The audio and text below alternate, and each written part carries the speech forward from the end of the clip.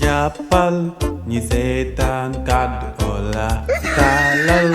ñi seetaan kàddu jàppal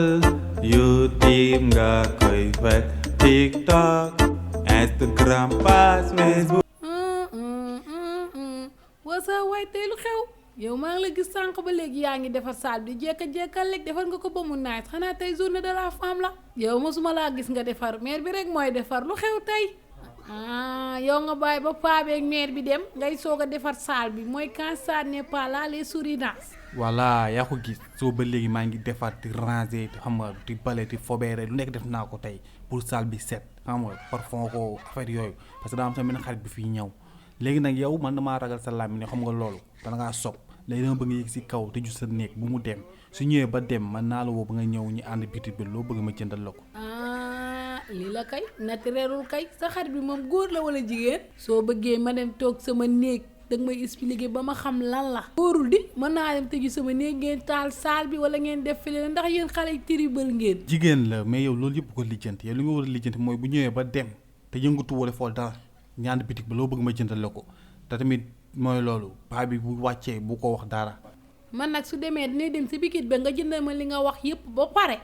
fàtte naa sax am na ko fi ñëwoon léegi naan ma bébé la tudd ma ne ko demal kër gi benn bébé la am muy man. ay arrangé naa la de ndax dafa waxoon yow lay seet ma ne ko demal ne koo fi bu ma ko bàyyi woon ba kinne fekk ko fi di nga am problème de koon. c'est loolu kañ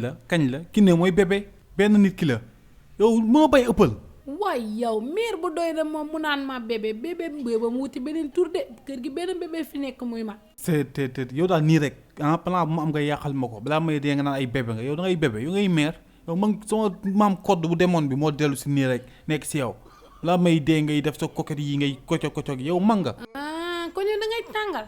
soo tàngalee bu paa bi ñëwee ma wax ko am na ñu bëri ñu fi ñëwoon. dama ko naan ko fii ngeen di nekk di tux di fecc di def lu kenn xamul ay góor ak ay jigéen di ñëw si kër gi. naa la sosal ba nga sonn. kenn ma fi ñëwoon kenn dafay ñëw yow gunturoon ki ñëw dàq nga ko nga paay bu ñëw ma ne ko diw ñëwoon nga fi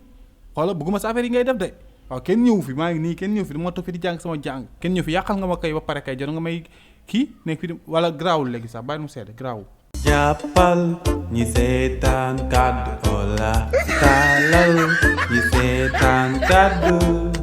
jàppal YouTube nga koy fekk TikTok Instagram page Facebook.